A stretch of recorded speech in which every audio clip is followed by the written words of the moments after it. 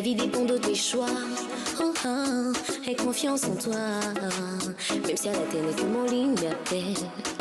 Que mon que si la paix. Bata mon pangapé. Sous mon lit, mon signe d'ouapé. Zalatene, mon la chapé. Zalatene, que mon que si yande. Tango timo, aikega. Zabeti mon ACC. Matangeso, ma. Langoni yasi yawe. Matangeso, ma. Bamara molono. Tange, waya. Voilà pour les images du clip de votre nouveau single Tanguay. Affronter la vie avec espoir et résilience, c'est en quelque sorte le message de ce nouveau single. Quelle est la genèse de ces titres ? Alors, Tanguay, c'est un appel au rassemblement que je lance au peuple centrafricain. Alors, ce titre, c'est Tanguay, le refrain existait déjà. C'est je sais pas, une chanson comme ça qu'on utilisait, qu'on chantait pour danser à la pleine lune quand on était encore toute petite. Donc voilà, je me suis inspirée de tout ça, de toute cette joie qu'on avait pour pouvoir écrire ce texte-là. Est-ce que, à travers ce titre, vous faites un peu référence à votre histoire, à votre parcours, un parcours auquel pas beaucoup de personnes ne croyaient au tout début ? Alors, ça c'est sûr, c'est vrai, parce qu'en fait, je fais de l'autoproduction pour le moment.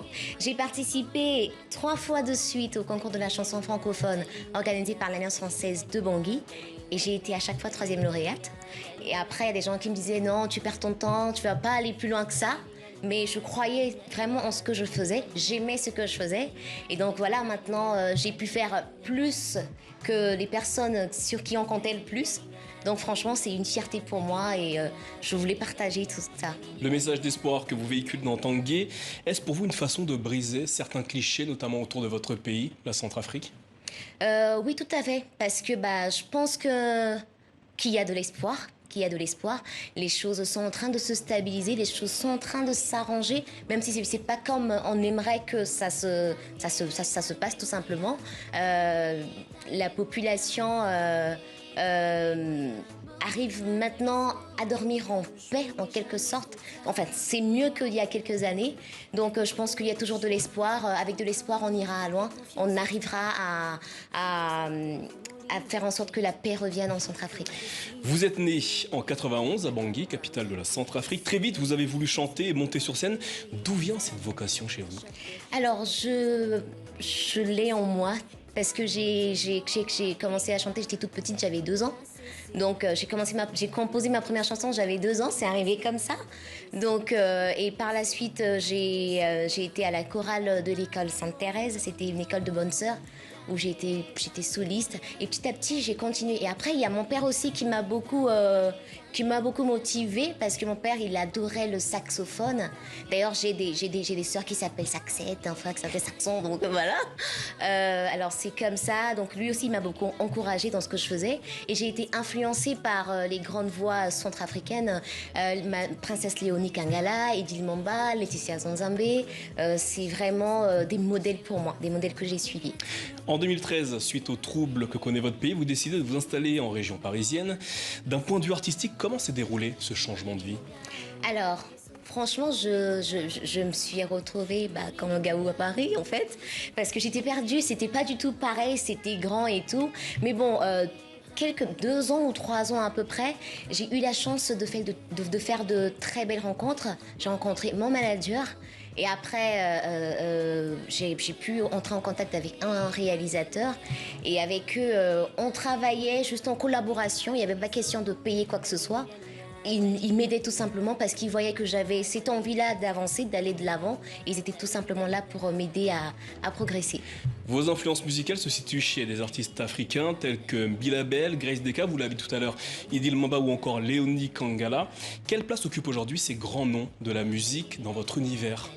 Alors, j'ai commencé à faire de la rumba parce que j'aimais beaucoup tout ce que faisait Billy Abel.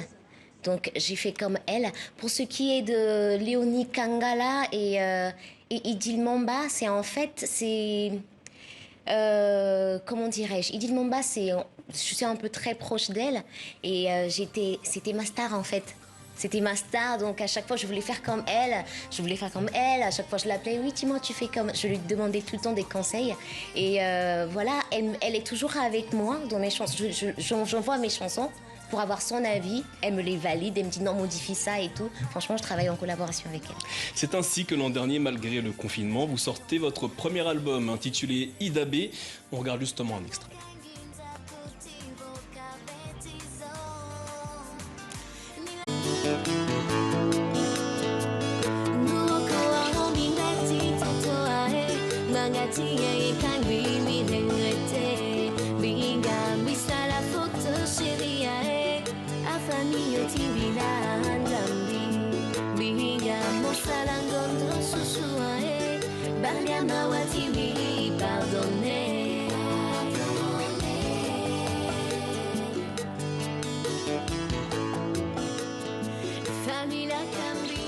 Voilà pour l'extrait Ida B partie 2. Cet album est en quelque sorte un hommage, comme vous l'avez dit, aux anciens de la musique centrafricaine. Pourquoi avez-vous souhaité leur rendre cet hommage ?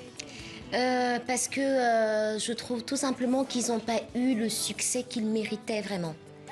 Parce qu'ils n'ont forcément pas eu beaucoup de visibilité. Donc je me suis dit que j'allais en profiter pour leur faire ce cadeau-là. Ce sont vraiment des titres qui ont bercé mon enfance. J'ai compté avec ces mélodies et c'est vraiment de très beaux textes, de belles mélodies. Je me suis dit, je ne vais pas les laisser disparaître comme ça. Je vais faire ça pour leur rendre hommage. Et aussi proposer aux jeunes qui forcément n'écoutent pas parce qu'ils se disent que la qualité des chansons n'est pas forcément très bonne et tout. Je me suis dit, bon, je vais quand même faire découvrir aux jeunes générations ce beau travail que faisaient les anciens. Donc voilà. Alors vous êtes aujourd'hui sur le plateau du Journal Afrique pour nous présenter Tanguay, votre nouveau single. Quelle sera la suite, vos projets ?